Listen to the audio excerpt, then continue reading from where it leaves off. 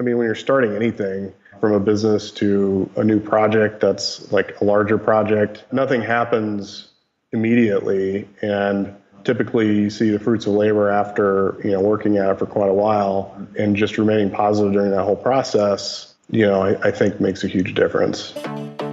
Do you want to impact the world and still turn a profit? Then you're in the right place. Welcome to Growth Everywhere. This is the show where you'll find real conversations with real entrepreneurs. They'll share everything from their biggest struggle to the exact strategies they use on a daily basis. So if you're ready for a value-packed interview, listen on. Here's your host, Eric Sue. Before we jump into today's interview, if you guys could leave a review and a rating and also subscribe as well, that would be a huge help to the podcast. So if you actually enjoy the content and you'd like to hear more of it, please support us by leaving us a review and subscribe to the podcast as well. Thanks so much. All right, everyone. Today's guest is Chase Granberry, who is the co-founder of Authority Labs, which allows you to track rankings in Google and Bing. And I'll let him explain what that means in a second. So Chase, how's it going? Great. Thanks for having me. Yeah, thanks for being here. So why don't you first tell us a little bit about who you are and what Authority Labs is? Well, I'm Chase Granberry. Authority Labs is kind of in the broader category of like SEO software. So if you're doing any sort of SEO or concerned about how you're positioned on Google, specifically, we can help you track that and analyze that data over time, generate reports, easily share those reports with clients, coworkers, and bosses. And that's pretty much it. We're kind of a niche within the SEO software space. There's a lot of people that do kind of a lot of different things within that, but we just focus on kind of where you rank and helping you analyze that. Awesome. And why is it important for companies nowadays, especially, when I think about, my startup days, people are just like, let's put money into paid advertising, SEO, it takes too long. Why is it even important to track rankings? Well, there's lots of different reasons. I mean, initially when you're just starting out, you want to make sure you're at least ranking for your brand terms. So if somebody's searching for your business name and something associated with your business name, then you want to make sure that Google can actually crawl your site, index your site, and rank your site, at least for your brand name. So that's something you can do quickly, and Google's obviously a big resource that people use to kind of search for anything related to a business. So at least making sure you show up for those is important. And then long term, you got to be on Google. Like for the majority of sites, Google drives the most amount of traffic from an organic standpoint. So coming up with some sort of strategy to at least take advantage of that, maybe not rely on that 100%, but it's a great source of traffic, so you should pursue it. So what was the impetus behind starting the business? So I graduated college, moved back to Phoenix. I ended up getting a job at a commercial printing company, and they wanted to build basically a Vistaprint. I don't know if you know Vistaprint, but you can get free business cards, and you can get postcards and letterhead and all that stuff for pretty cheap.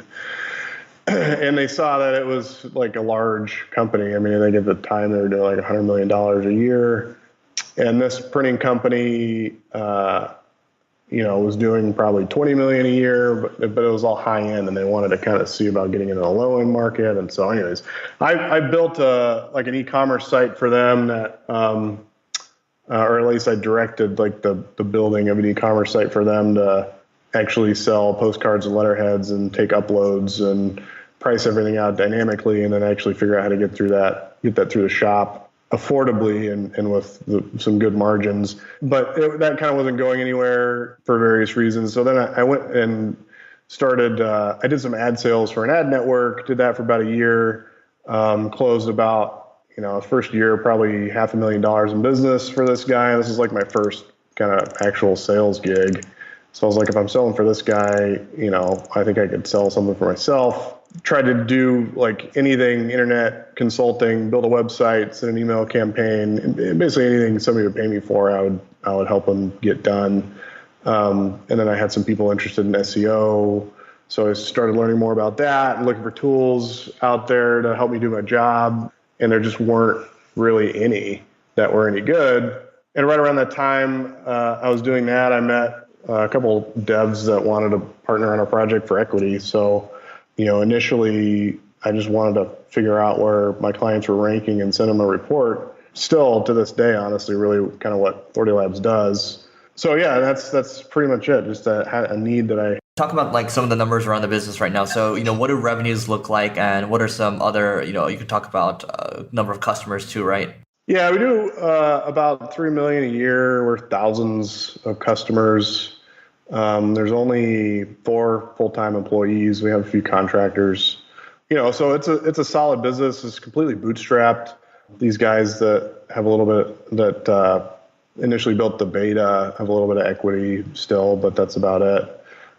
So we've grown entirely from just hustling and word of mouth and building a good product and doing something I think better than anybody still does in the SEO software space. Awesome. And roughly how many customers do you guys have today? Thousands, 2,000, 2,500, something like that. Got it. Cool. And how does pricing work for something like this? So we have like kind of 2 different products. We have our interface product, which you can sign up for at authoritylabs.com/pricing. And that's like typical, $49.99 or whatever it is. I think it starts at $99 now, $99 up to whatever.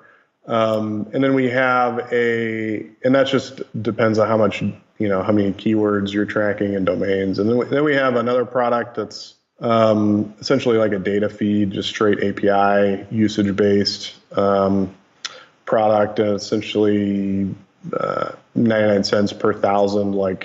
It's a crawling infrastructure, and so people just pay for kind of the amount of data that they crawl and download to their servers. So that's kind of priced in a usage based model similar to Amazon, and kind of tailored towards people that just want a lot of data at scale, essentially. Awesome. Okay, great. So, there's so many SEO tools in the space, and you guys are doing 3 million in revenue, which is incredible. And then these other competitors out there, it's like a suite of tools, right? They have backlink tracking, they have rank tracking, they have all this other stuff out there. So did you have was there at any point where you're like, should we add on, additional features? So perhaps, that way, it becomes more enticing for other people. Was there any other thoughts around that? I mean, honestly, I've kind of always wanted to build more product, but I mean, we were just busy growing with ranking data. And honestly, this is kind of the hardest thing to do. And so we were just busy trying to scale this aspect of it.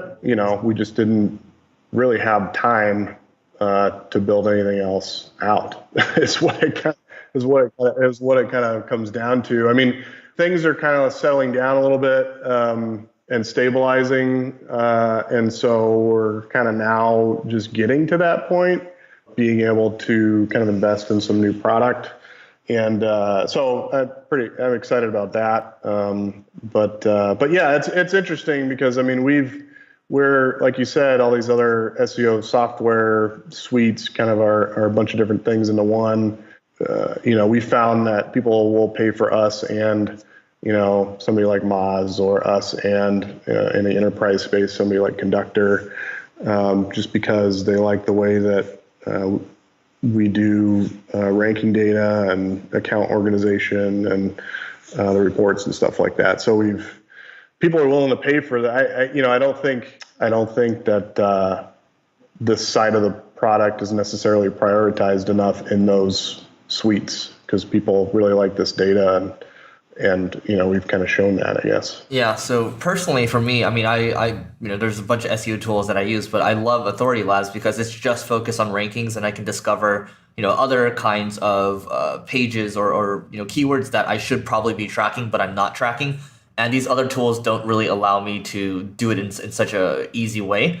So it makes it just easy to separate it out, so it's great in that respect. And it's just, it's amazing that you guys are doing so well and so consistent. And I think it's just a testament to how good the tool is, right?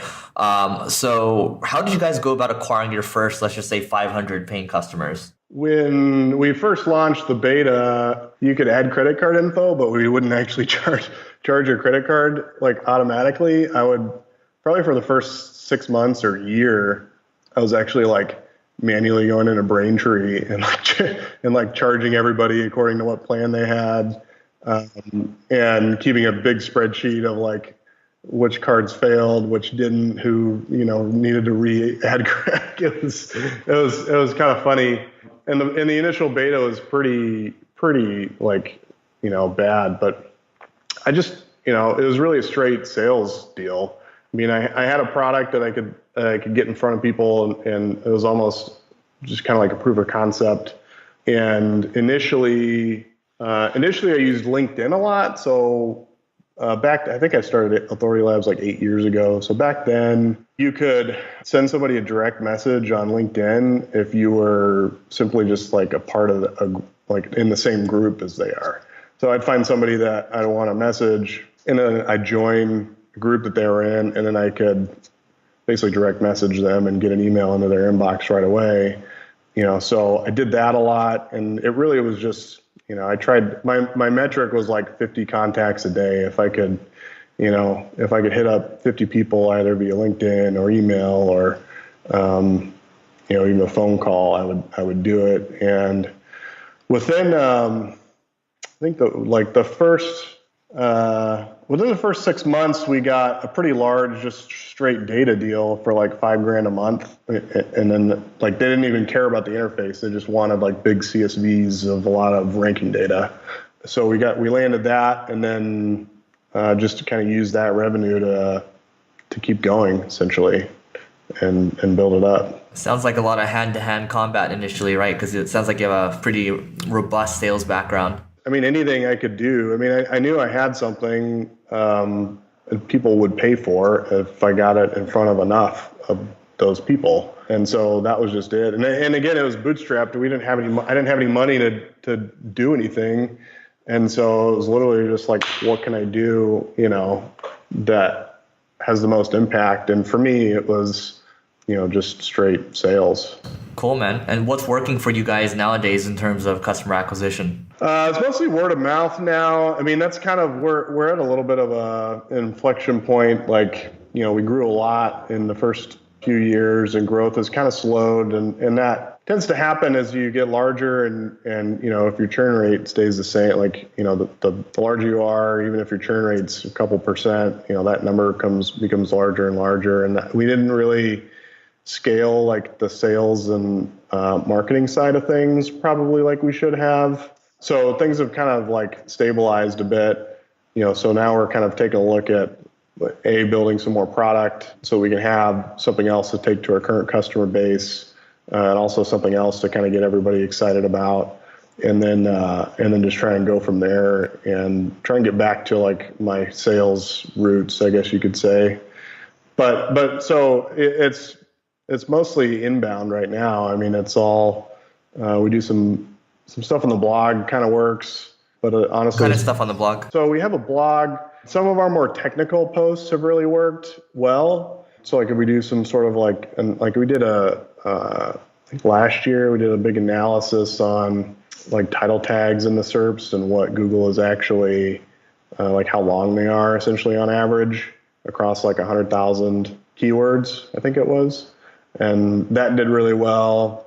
We have some guest posts from influencers in the industry. One from Todd Malakote on penalties and how it's your site's doing shitty in the SERPs. It's not because of a penalty. It's it could be because of any other number of these reasons. So things like that. I think our audience is a bit more technical than most. So people who use our software, it's kind of catered to not so much the beginner, but you kind of already have to know how to use, ranking data and kind of look at it and interpret it. So the more technical stuff kind of resonates with our audience. Awesome. Okay. So take us back to the earlier days, or, it could be recent too. I mean, tell us about one big struggle that you faced growing the business. A lot of it was just, this is really the first software company that I've ever, this is the first company really that I've ever owned and ran. I built an e-commerce site, but that doesn't even compare to like what kind of infrastructure you need for this sort of thing. And so a lot of the struggle was just trying to figure out how to scale the technical side from literally knowing nothing, having to hire people to help me do that, and having to understand fully kind of what they're doing, the choices that they're making, how they're making those choices, and the benefits of one or the other. Like, I mean, I have I don't write any code, but technically I know how everything works, and like I could tell somebody else how to build what we built. But the first few years were just pretty rough from a technical perspective. So there's a lot of learning that went on there, but it also kind of helped. Our customers put up with a lot of crap in the early days. And it just kind of reinforced my desire, hey, this is actually something that could turn into something, How did you start to learn the kind of technical ins and outs, and how to, basically understand what's going on from that standpoint? It was just a lot of reading and a lot of asking, why, kind of typical troubleshooting. Why is this thing broken? The root cause of why it's broken, how he can actually fix it, and why. What did you read? The internet. What was maybe one thing that was, game changing for you? From a technical standpoint? Was there any book? No, it wasn't a book. I mean, it was just a lot of reading different cases of how people scale certain things. Like we ended up using like the Redis, which is like an in-memory database for a lot of stuff. And it's a little different from, a typical relational database, but it's super fast. And being able to use Redis for like queues, for instance, and just the general concept of queuing up work to be done asynchronously is something that I kind of didn't even understand in the beginning, but how you can kind of buffer work to be done. So where were you reading specifically? Was it like Stack Exchange, or was it somewhere? Because I'm trying to get something where the audience can take something away and be like, he did that. So, I mean, it was a lot of Hacker News, a lot of subreddits really helped quite a bit. So we're kind of rewriting a lot of stuff in Elixir, which is based on Erlang. And so being a part of a subreddit for that is really good. There's a lot of Slack communities now. So if you're using some sort of programming language, try and join a Slack community that's tailored around that programming language. Ember, which is a JavaScript front end framework, has a pretty robust community on Slack, and there's a lot of discussion that goes on there. And it's the what's the scale? There's some blog. I'm trying to remember the name of it. It's a scalability. So highscalability.com. I read a lot of stuff on there as they go into some detail about how lots of big internet services have, scaled technically. Got it. Okay, great. And so what's one big change that you made in the last year that's impacted either yourself or your business in a big way?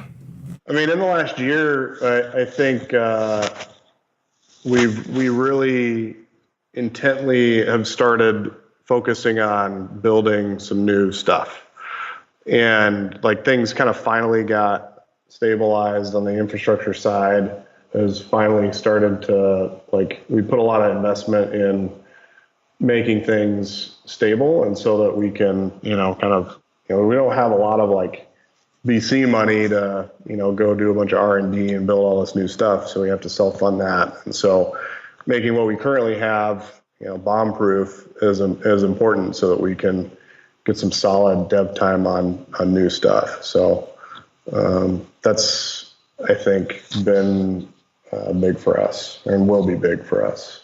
Okay. And what's one new tool that you've added in the last year that's added a lot of value for you? So I think probably the tool that's made the biggest impact, I guess a lot of this is kind of more on the technical side, but we use Datadog to monitor all our servers. So, but I've got I mean, I have like 13 tabs open that are pinned all the time, and probably half those are different like dashboards from not only on the server side, but from the marketing side and all that kind of stuff.